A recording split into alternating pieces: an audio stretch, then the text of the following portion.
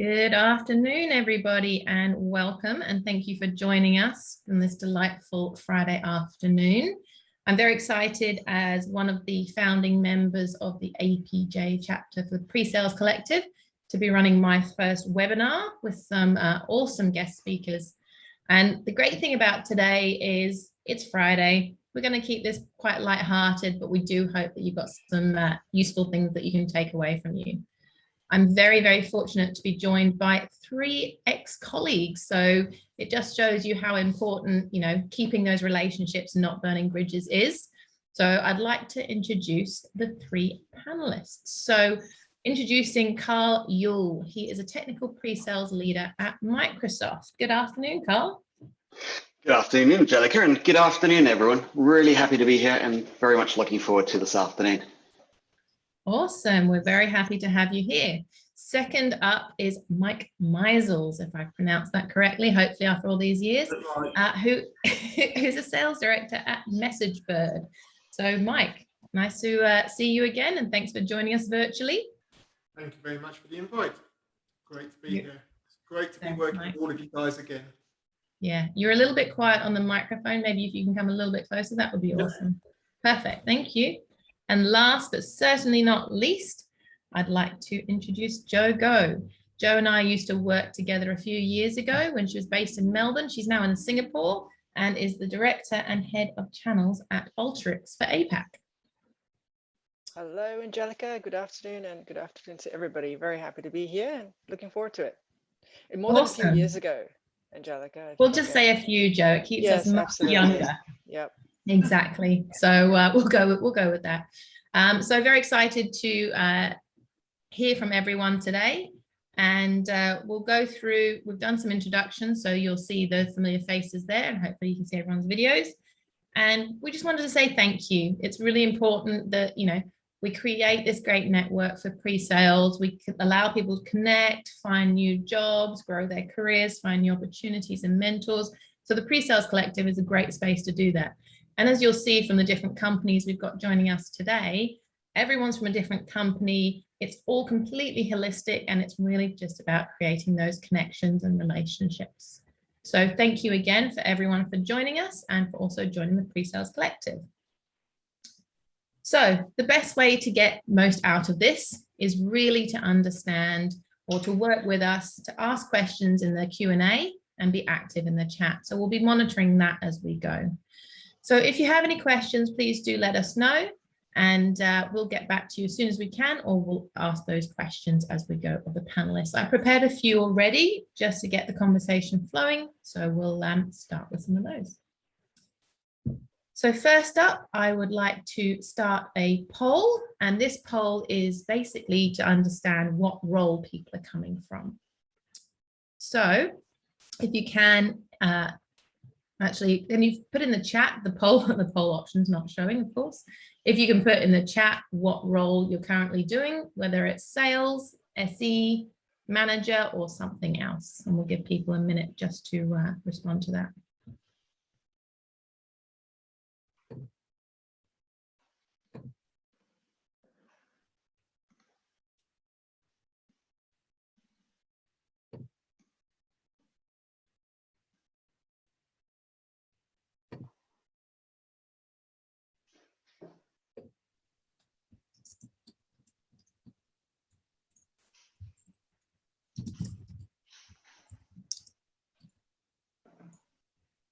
Awesome. Okay, so we've got sales consulting, enterprise architects, pre-sales managers, pre-sales individual, SE, pre-sales solution engineer, lead solution engineer. So you'll probably see that we kind of use those words, pre-sales and solution engineer, interchangeably.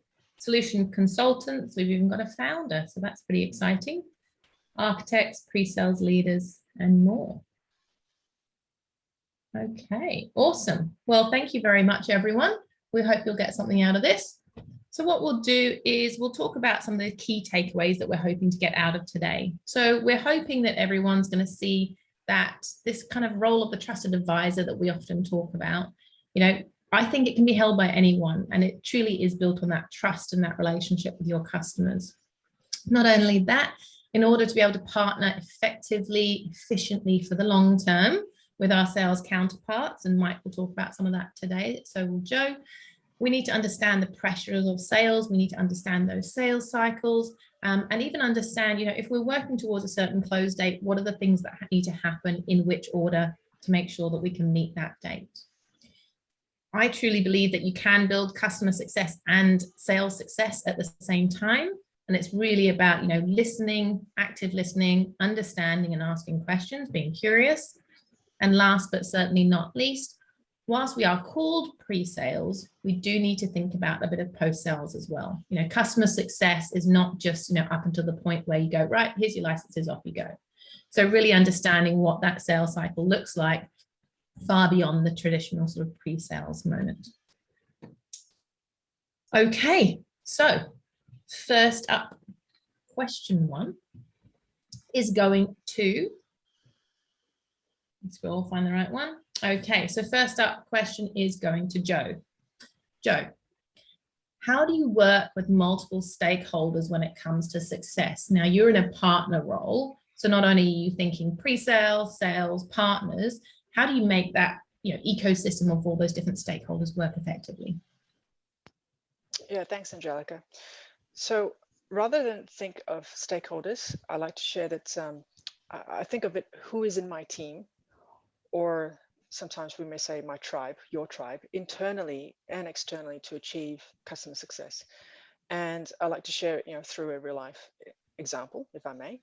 The context is when I was in a role as an AE, so not in my current role as head of channels for the partners. And I was managing a very highly complex account a few years ago, which at that time was a greenfield account. So the goal was simple. As an AE, your job is to sell software and close deals within a given time. It sounds easy, but then you're really playing with a whole raft of stakeholders. So, for external stakeholders, you're having, people in IT, vary from strategists to executors. The same again in the business side. Then you've got senior executives, executive sponsors, you've got partners at play. Then you look at internal stakeholders. You've got your SE, you've got your pre-sales, you have your own sales manager.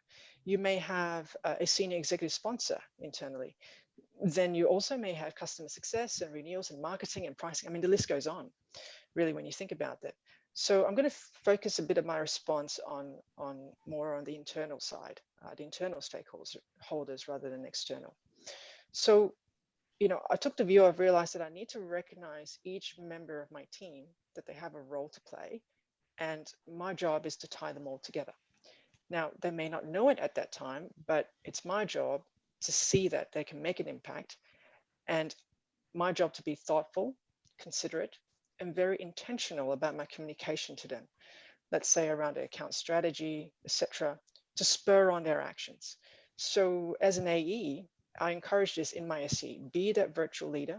You lead the team, not because you're their leader, but because you're a leader.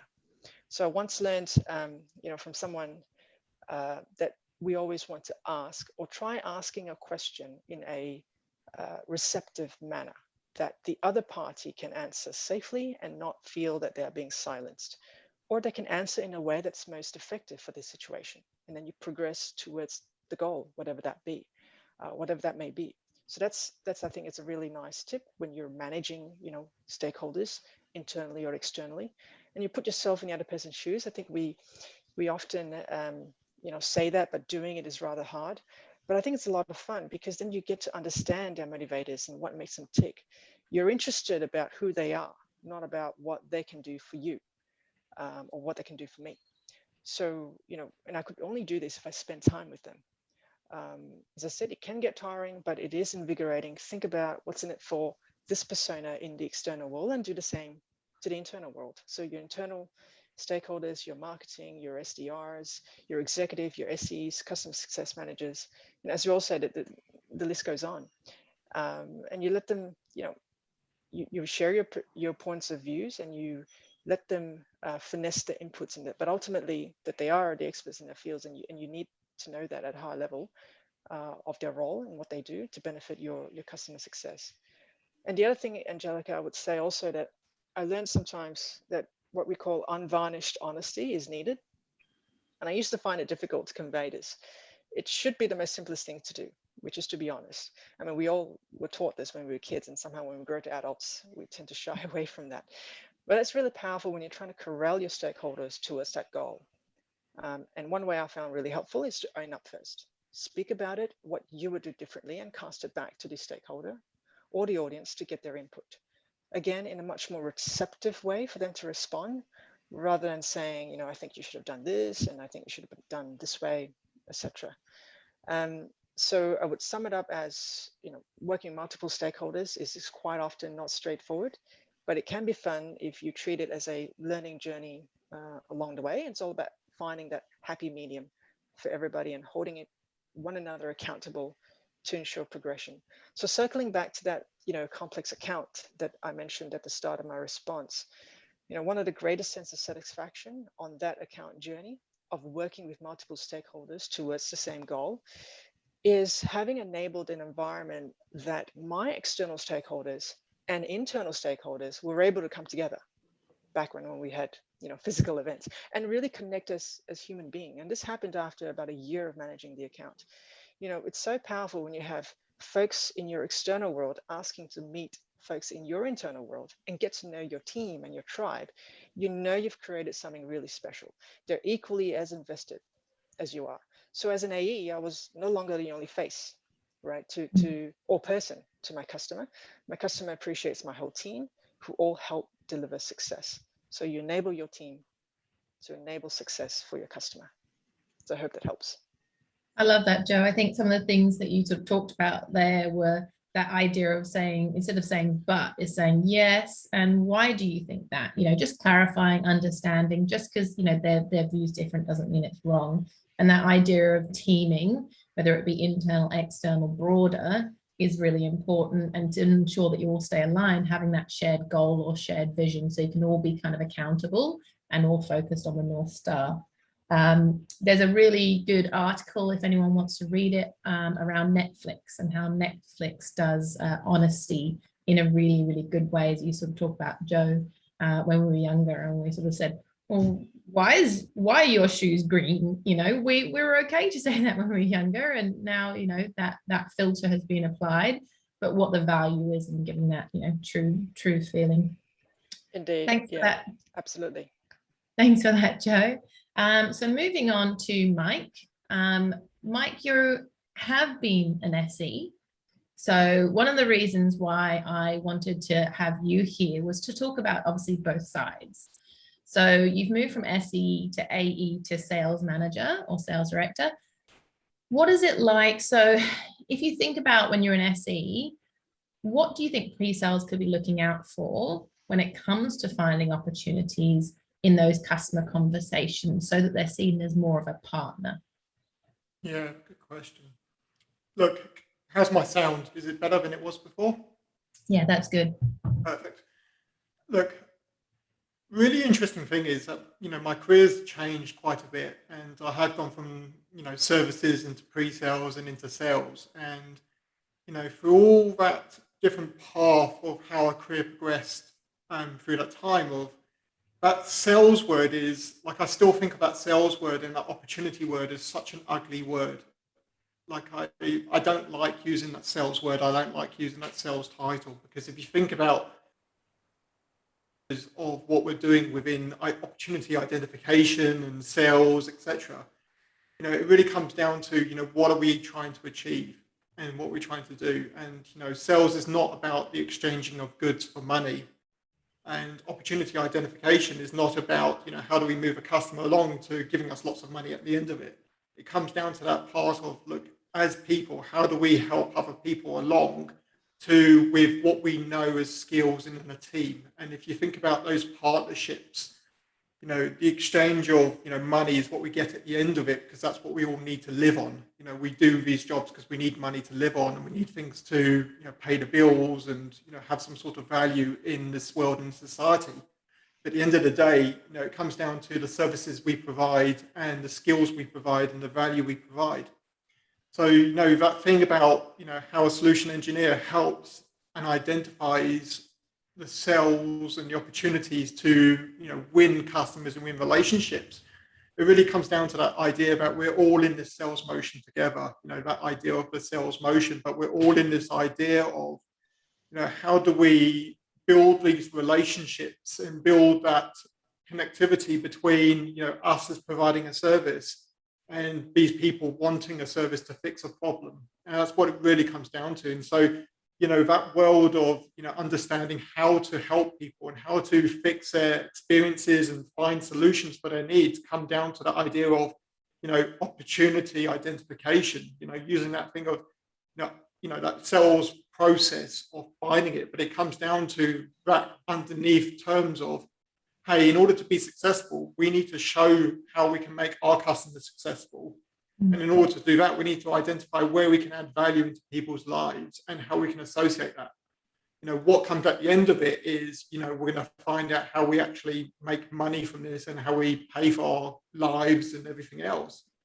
But as team members and, coming from services, pre-sales and sales, we're all working together to make people successful and companies successful. And, that pre-sales part is around those skills you have to identify, where does this product or this company or these teams or these people add value to fix someone's problem, and have that relationship and have that exchange of, at the end of the day, exchange of goods and services, what it comes down to. But, breaking down that term of, opportunity identification and, looking for those parts with customers, it really comes down to that trust and that knowledge and experience of what you're doing. And then, we're all successful at the end of the day. Customer fixes a problem, company grows, we do more things, that money gets invested back into us as a product and a company and a team and everyone else, but we all have money to live on, which is what, the outcome is. We're all striving for the same goal. Yeah, exactly. I think, again, it comes to, back to that alignment. We're all striving for the same goal. And I think there is a natural tendency for pre-sales and SEs to want to help. So by doing that kind of good discovery, by understanding what's driving the customer's, behavior or what's underlying, keep asking why till you find out why they're having those challenges, is where you understand what is the value of the solution that we might have. And I think you're right. If you go back a few years, it was more around selling a product, and you sold a product and you sort of went, okay, off you go. Now it's really more about a service, especially more in this sort of pay-as-you-go type arrangement. It's more about that ongoing success and that service, which leads me to a question that we've had from Chris Mooney. So Chris has asked us, has anyone ever given target relief to pre-sales to stay more involved in post-sales to ensure success for a key account? Now, I'll attempt to answer this, but I'd love for anyone else to chip in. We have done something along these lines. So we have an individual component for our bonus, which is really around saying, if you've done some great work, and it might be sort of post-sales and supporting the customer and going live, there is an element of your bonus that you can get for that. And we do understand it hasn't necessarily been, okay, you don't have to hit your target, but it has been recognized. Anyone else got any sort of thoughts on that? Yeah, let me just add a couple. Let me just add a couple of points on this from the sales point of view, because it's really interesting. Because the idea of quota relief and how people get paid and what you do, coming to that idea of all three of us and four of us now are in this services world where no one pays a $2 million contract up front for a perpetual license, and it comes down to success and renewals, and we're all hoping this customer stays with us and longevity of customers. And for us, that's, I think, is in a sales motion, I would strongly urge for that motion to be a pre-sales person working in a post-services sales world to make a customer successful in order to deliver that part, because it comes down to that relationship and the longevity of the customer.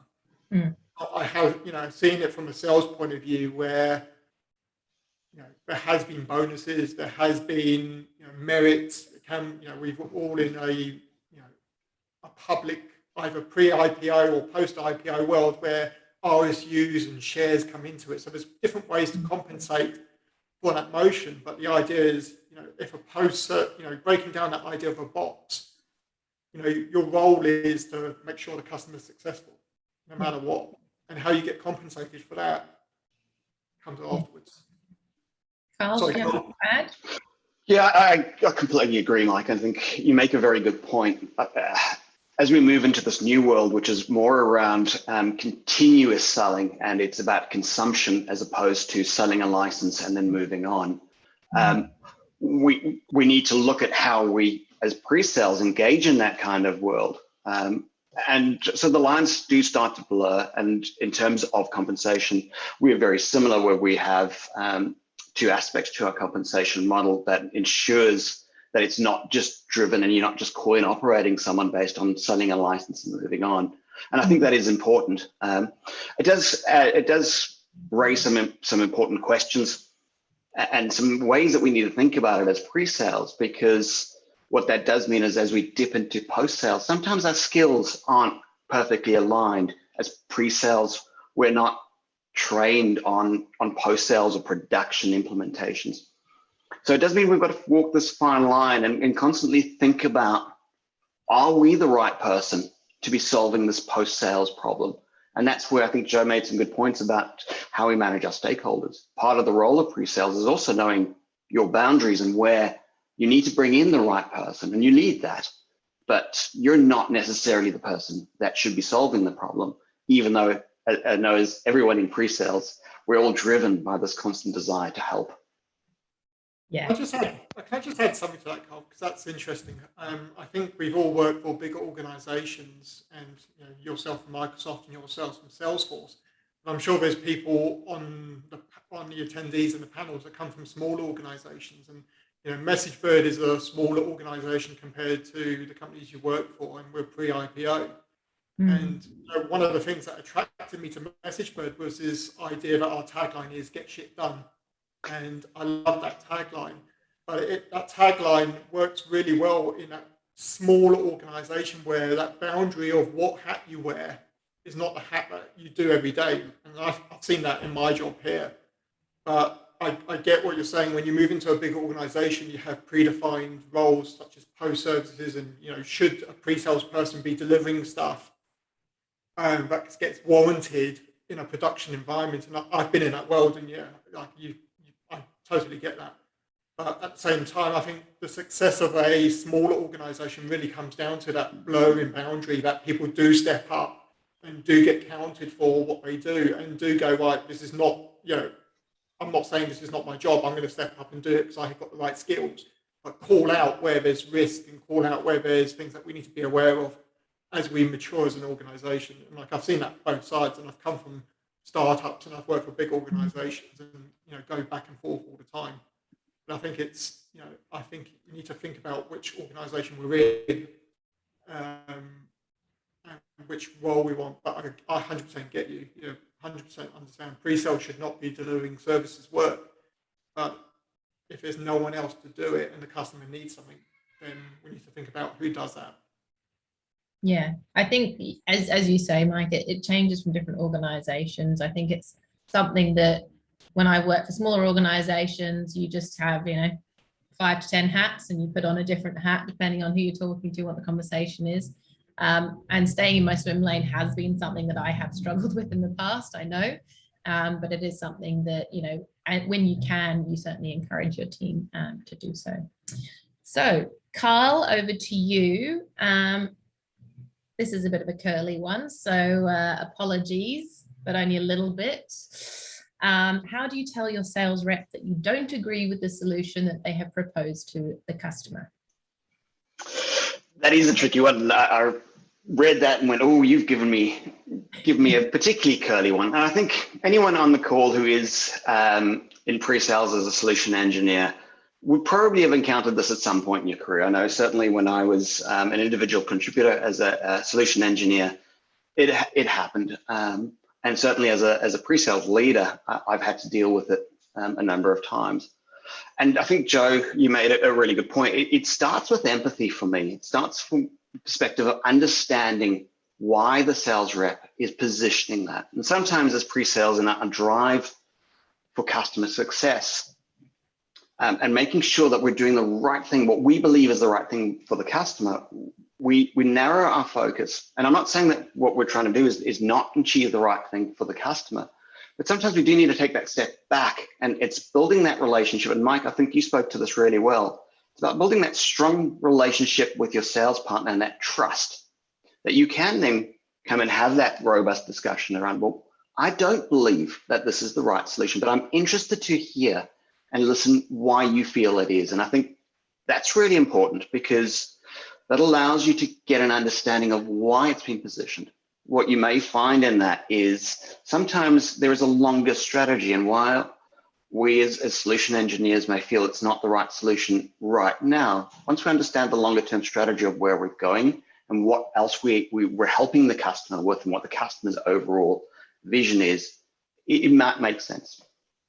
There are also times where I found where you've got new sales reps who are relatively new, and they don't necessarily understand the implications.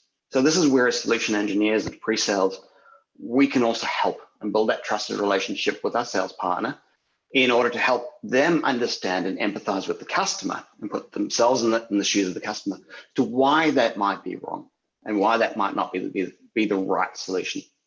So I think that's also very important, is when we're describing and we're having this conversation with the sales reps, being very, very clear and articulate on what the implications of selling that particular license might be. So I've certainly seen instances where in all good intentions, we've positioned a certain license or intending to position a certain license, and the sales rep hasn't been aware of the implications. And I think that's where it's really incumbent on us as pre-sales who've got a greater view of what the implications might be to ensure that the sales reps understand that. And in most cases where you've got that relationship and where you can have these very open, very honest conversations built on that trust, it's very rare that you're going to find that the sales rep will discount what you say and say, well, I'm going to sell that anyway because it's going to meet my quota and that's what I'd like to do. I think most of us as human beings want to do the right thing. We all come from a good place and we all want the customer to be successful, because at the end, if the customer is successful, it means that you can sell more. If the customer isn't successful, well, you're not going to be able to sell any more into that customer. And that really dries up your opportunities to build out your territory. So I think that's the other area, is just knowing that everyone comes from the good place, everyone wants to be successful, and understanding the intentions behind. Yeah, I totally agree. I think it's, as you sort of say, it's ideally in that great, beautiful partnership that you build with AE and SE, both sides come to the table happy to be challenged, happy to have that kind of conversation where you go back and forward and sort of say, well, if we do this, it's going to close the door and then we're not going to be able to sell anymore, or this kind of starts building on what my vision is. So I need to sell this small piece now so that we can grow it later. And I think it's kind of, having that openness and, we've come back to it again, trust and transparency to understand, and those questions that say, okay, so why are you thinking that? And it comes back to those open-ended questions again. We had a comment from Mayang Jane, and they've said, customer success is everyone's, job. And I think, we're not saying it's not. I think that is super important. I think the role you play and how much you get involved changes. Certainly KPIs and metrics get involved in that as well, in terms of how people are driven. And I do think, it should be someone's metric. So whether you have a customer success team or whether that's something that you own as sales or pre-sales, someone has to be looking out for the customer, ensuring that they don't have shelfware and that they're getting the most out of their investment. So I think that's a really important point. Okay, so coming back round for round two, Joe, on that note, talking about customer success, how would you define customer success, and what kind of metrics do you think are good ones for tracking? Thanks, Angelica.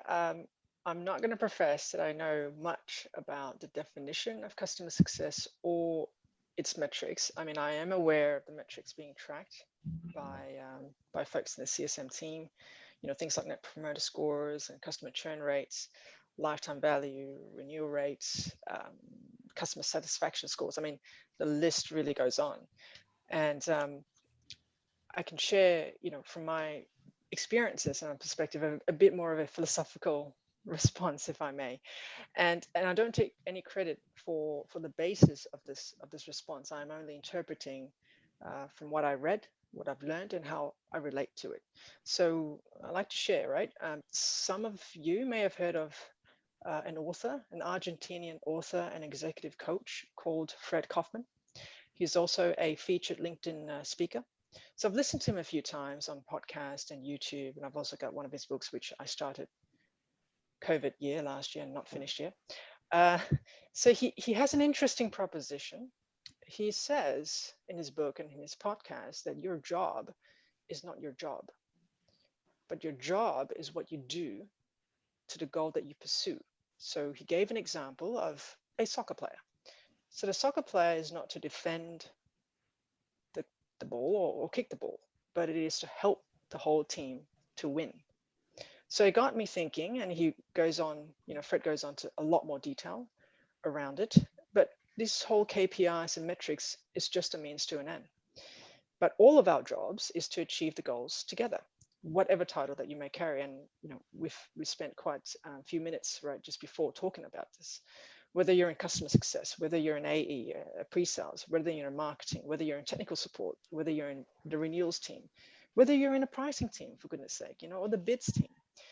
But in practice, this doesn't happen often, because the companies we all majority of the times work for, they can have a tendency to work in silos, and different job title people have different measurements and are compensated differently.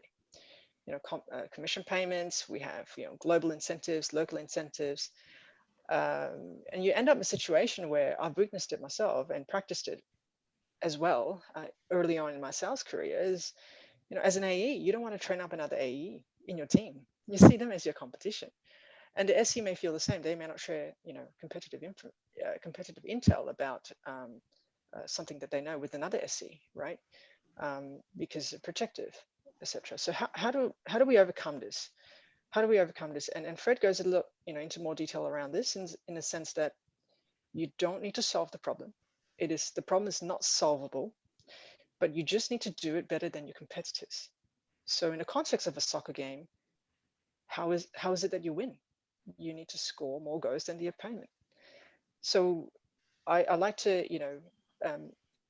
share this viewpoint and perhaps put it on the platform here, is that the view that we should be all taking is that we're not here to attack or get the metric.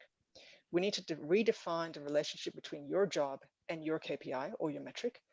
We don't want to be the prisoner of that incentive system, but be that player. And then we have the ability, to respond and have the responsibility. And I find it so fascinating. And to share an example of how I got myself out of this metric spiral, to gain not exactly customer success, because we didn't win the deal, but to gain customer satisfaction and trust. So drawing back my experience again, Angelica, this was back in the day when I was an AE in Australia, and I was an AE for an online business. So let's call them an online retailer. I've been working with them around a project to take the infrastructure to the cloud. And this was no simple feat. I mean, it's complex. My metric was simple: win the deal. And my solution architect's metric was simple: architect a solution. And there were competition, both externally as well as internal. Now, internal competition is, as we all know, not doing anything, right? The scope was challenging. It was the first of its kind. It's again a white space account. The relationship was at its infancy. The deal had everyone's eyes on it, away from senior management. Everyone was just looking forward to winning this multi-million-dollar deal and then publicizing it, right? It's another metric. But it came down to, so the curveball here is that it came down to the technical delivery aspect, which meant we had to pull out.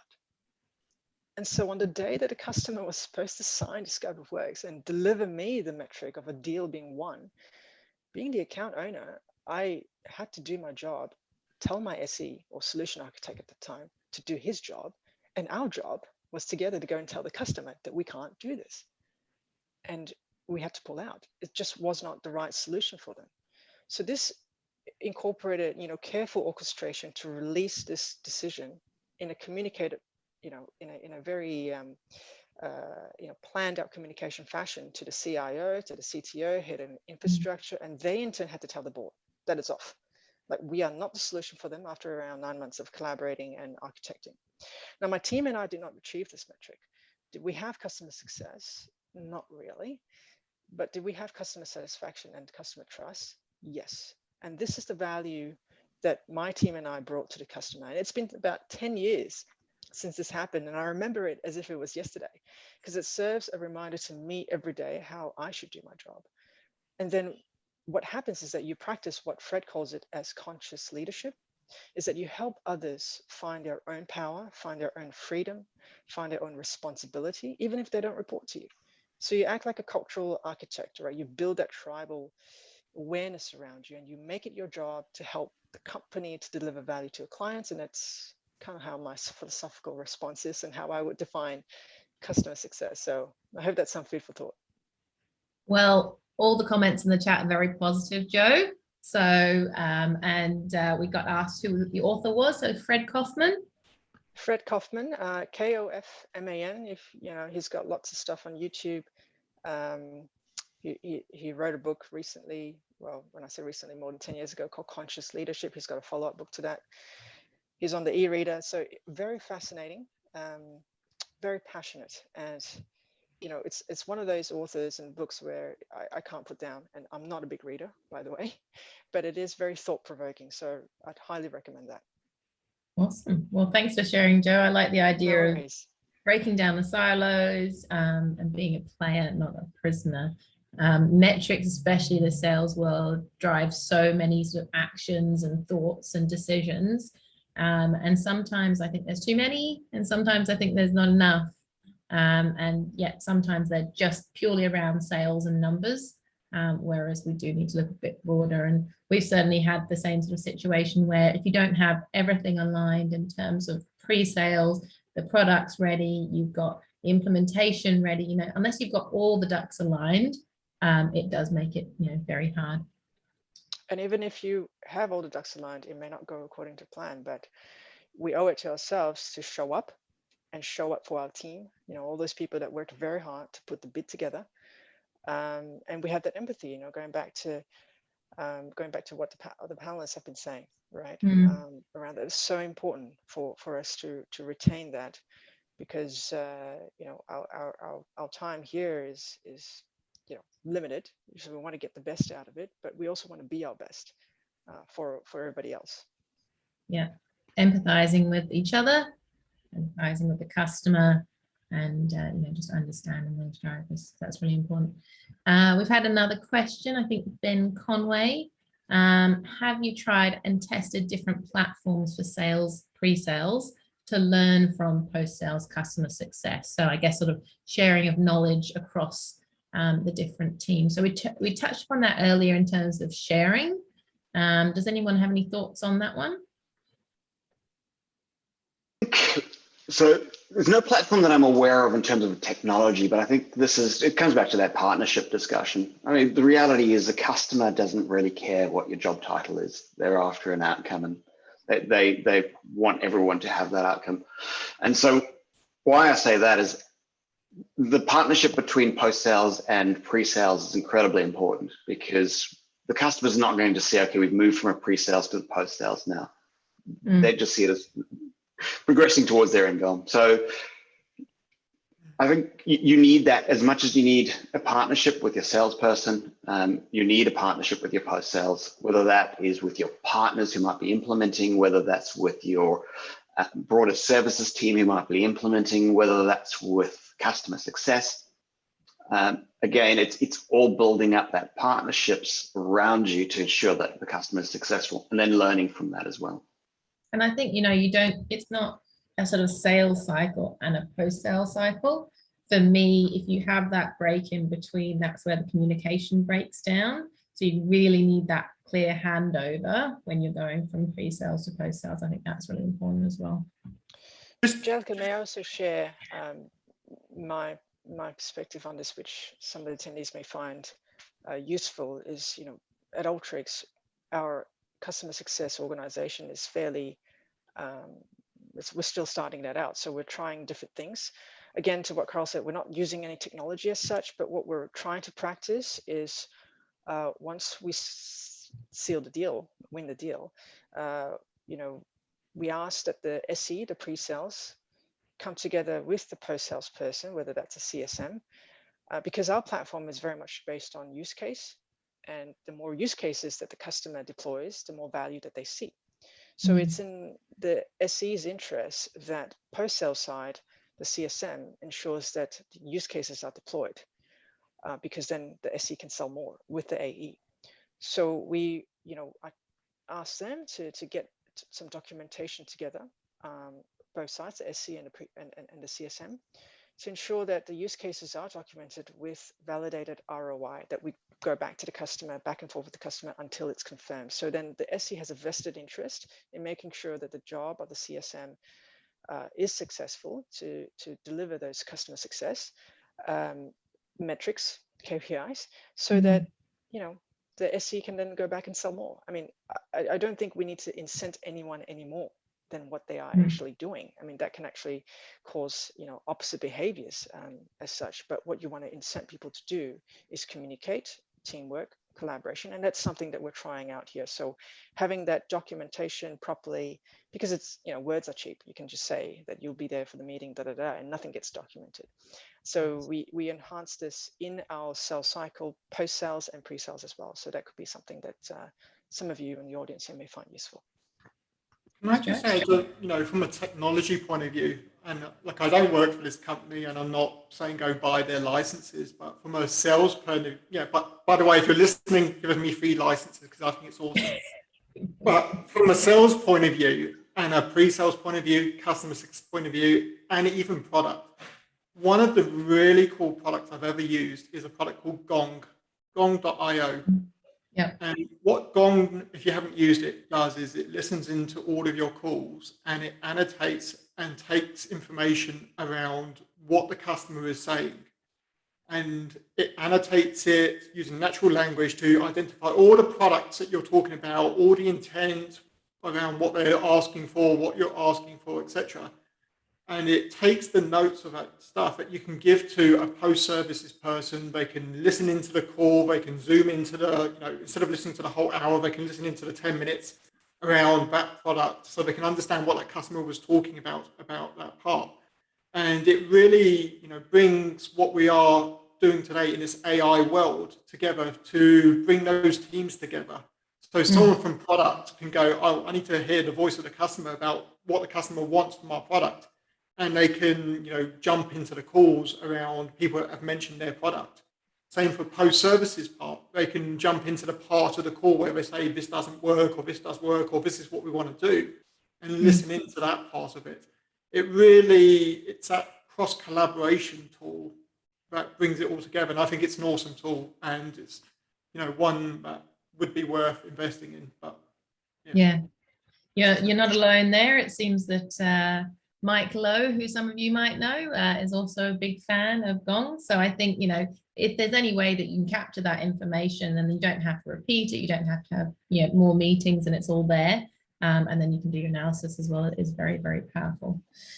And so, just before we jump on, and from a pre-sales point of view, the whole point of what we do is we're there to listen to the customer. We've got 2 ears. And you can't listen to the customer if you're note-taking.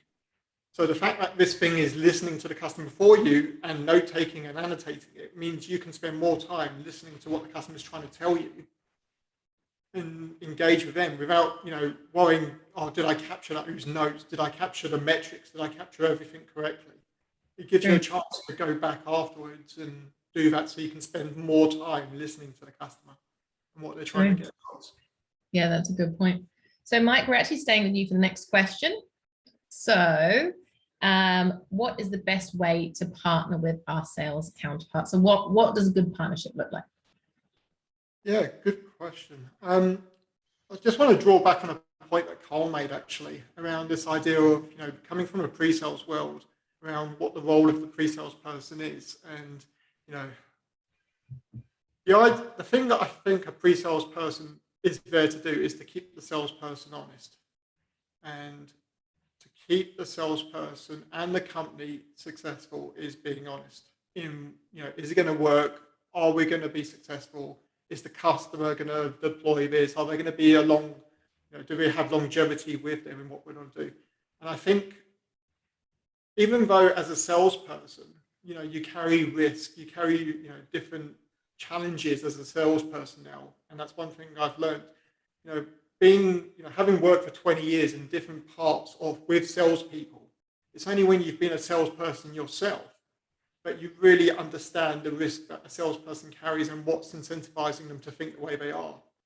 But coming from the post-services part and the services part and the sales part, and knowing how, companies are successful keeping customers and being able to upsell and have longer relationships, the most successful part of a pre-sales partnership is the pre-sales person saying no. And, I've been told off in my pre-sales world for saying no. I have. I've been told it's not my job to say no to a salesperson. But as a salesperson now, I think that's the best thing that a pre-sales person can do to keep the salesperson honest when it comes down to it, is be able to say no. The pre-sales person owns the technical sale. It owns the technical capability and signs off. They have to be the person that, doesn't matter what the salesperson says, they have to be the person that says it. At the same time, to be a good partner, you have to put yourself in the salesperson's shoes and think about, these people are carrying the risk for the company. They are under so much pressure to carry numbers that, keeps you getting paid and keeps the company moving forward and keeps the investment in things like marketing and product and everything else. So the mindfulness that goes into it and the empathy of being able to help the pre-sales person and partner with it in such a way makes sense.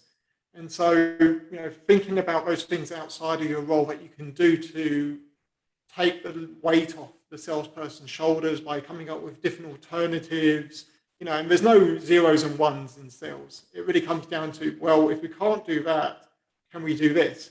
And doing this with the KPIs and the business value may be good enough for the organization and the customer. And saying no in front of the customer also gives you brownie points. Saying no to a customer is the thing that I think, gives you brownie points by saying, no, that's not going to work. If you want to go and do that with our competitor, sure. Yeah. Yeah, I used to get called the bad cop for the person for saying no, but I think it depends on how you say no, Mike. It's how you say no. It's how you say no, which we sort of touched upon with both Joe and Carl, sort of saying, and why are you thinking that? Or I have a different view on that, not necessarily just being the no person. It's working out sort of how to say that, so that you can find that kind of mutually agreeable way forward. And saying no to a customer or challenging customer earns so much respect and trust when they know that you're sort of saying that, I don't think you're quite ready for that, or I really think we should do this first because you'll actually get more value. That just earns so much credibility for much longer relationships. So I think that's really powerful. Okay, and last question is for Carl. On the topic of trust, which we've mentioned 1 or 2 times today, how do you build trust and an honest, transparent relationship with your customers and with your sales counterparts? Yeah, I'm spotting a consistent theme today, and I think it's a really important theme as well. So you answered that really well, Angelica. I think the first part of it is being able to say no to your customer. And as you said, if you say no and you provide an answer that the customer realizes in their best interest and not in yours, they immediately understand and see the value that you can bring. But I think the second part to that that's often forgotten is the value part, right? Where you create as whether you're in pre-sales or sales, but where I've seen you create that trusted relationship is where as pre-sales or sales, we bring value. So if we look at what the ideal outcome is, we weren't really looking for the customer to bring us in and go, what's your opinion? We're really keen on what your point of view is on this. And that's really what you're wanting to achieve. And that for me defines trust and a trusted partnership. And to do that, you really do need to provide value. So you absolutely need to be open, you need to be honest, you need to have the ability and demonstrate that you can say no. But then you also need to bring value. And that you do that by coming in with a strong point of view. What's our vision for you as an organization? Why do we think that we're going to be able to help you achieve your goals? What is our knowledge of the industry and bringing that knowledge of industry? Because we come as pre-sales and sales, we come with an incredible amount of knowledge. We see a lot of examples of success, and customers are looking to us to bring that to them and show them what success looks like. And so it's through that I think we can really build that trusted partnership and that trusted relationship. It comes back to empathy, and it comes back to honesty as well. Yeah, I think you're right there. Like if you start working with a new AE or SE, get to know them, understand their background, their industry background, their experience. You could be working with someone like Mike as an AE, but not knowing that he'd been an SE and adds additional value, or working with Jo in the partner space, not knowing that she'd been an AE and she's, felt those pressures. So I think it's really important to get to know the people around you, understand their background, where they're coming from. And I think, as we've also touched on, where they're trying to get to, what are the things that are driving them. Now, just to go back and go through what we sort of wanted to cover off and the key takeaways. And if you haven't already, we would love for you to put a score of 1 to 10 in the chat box. Polls are still not working, so we're going to go old school and go back to chat. So if you could put a 1 to 10 in the box, that would be great, where 1 is poor and 10 is fabulous. And thank you very much to Hannah for facilitating that for me. So just to kind of wrap up what we've discussed today, and I think we should finish a few minutes early, which is always nice. So the role of the trusted advisor can be held by anyone. Everyone should be trying to build trust with their internal team and their external team, as Jo talked about. Wouldn't it be nice if you have all these different sort of people in your internal team who are building relationships with your customer, and that just builds so much more trust and a better chance of sales success as well. In order to be a partner to our sales team, we do need to understand the pressures of sales. We need to understand timeframes. We need to understand if they're positioning something that we may not agree on, why are they positioning it? What's their thought track? Is it something that they're trying to seed and grow? Is it a foundation for something else? And that's important. You can build sales and customer success at the same time. So we've talked about that. Sometimes it's pushing back, sometimes it's challenging your salesperson, sometimes it's challenging your customer. But if you do it with the right level of honesty and empathy, then it's always well received. Always be, willing to be challenged back though as well, I think is one of the things that we talked about. And whilst we are called pre-sales, we do need to think post-sales as well. So whether you've got KPIs, whether you have another team, it might even just be taking a quick call from a customer saying, I'm just trying to set this thing up. How do I do this? I think it's worth understanding whether that should be your role all the time, or whether you're doing that sort of temporarily, depending on your company size, as we talked about. But, it is really important to ensure our customers are successful. And if we do that, they're more likely to buy from us in the future. So any other questions? Just having a quick look. I'd like to give... Whilst we're looking for questions, small take a moment. We're looking for an SE in Australia, APAC, Mandarin speaking. That's well good done, timing for Mike to get interrupted by one of his kids. Yeah. Home invasion and the kids. So yes, I think one of the really important things is, connecting the dots. There is a Slack channel for, finding new candidates. So that's really important. If you're looking for a new role, there are plenty available at the moment. So make sure you check out those different Slack channels. We did have one more question. If we maybe can cover it off quickly, we've only got a few more minutes, was hearing more details on how to build improved engagement in order to build trust. So I'll give you sort of maybe 1 or 2 sentences each, starting with Jo. And just read the question again. Like, hear more details on improve engagement.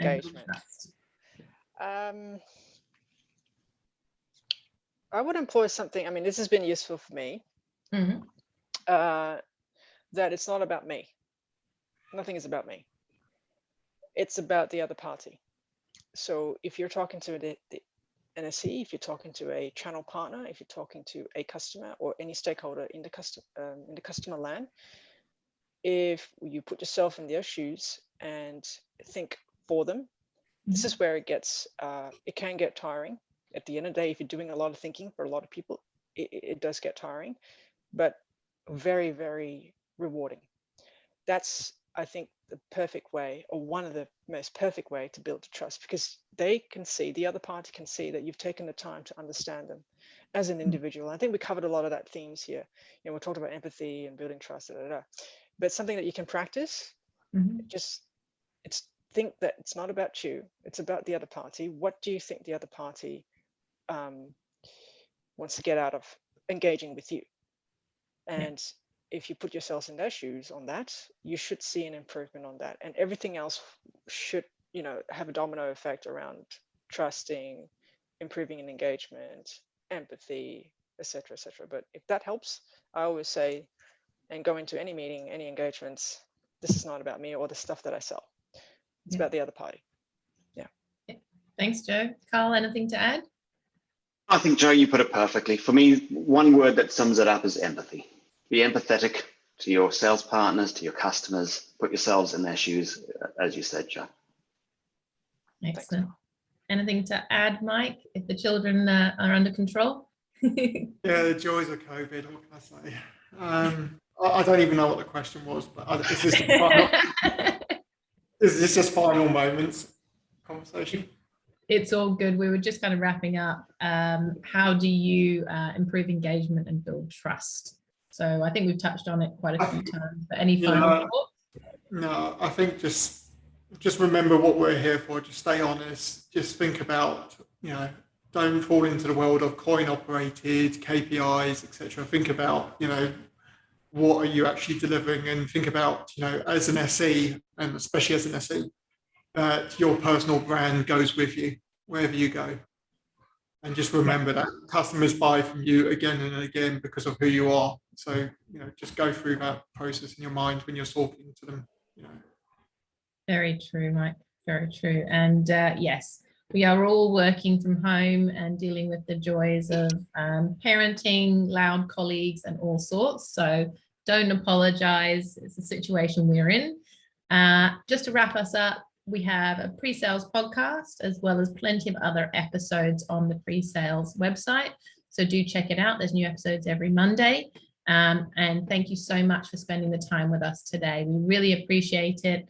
Help us drive more conversation, help Mike and others find new recruits for their teams, and join the Slack channels, get involved, and thank you very much for the scores. Good news is we got majority 10s, so well done, panelists. I think that's a great way to end the week, and thank you very much for everyone's time. So have a great week. Thank you to Hannah also for stepping in there. We really appreciate it, and hope to see you at the next webinar. Thanks, everyone. Have a good weekend. Thanks, Angelica. Thank you, Carl, and Thank you, everyone. everybody else. Have a great week. Take care.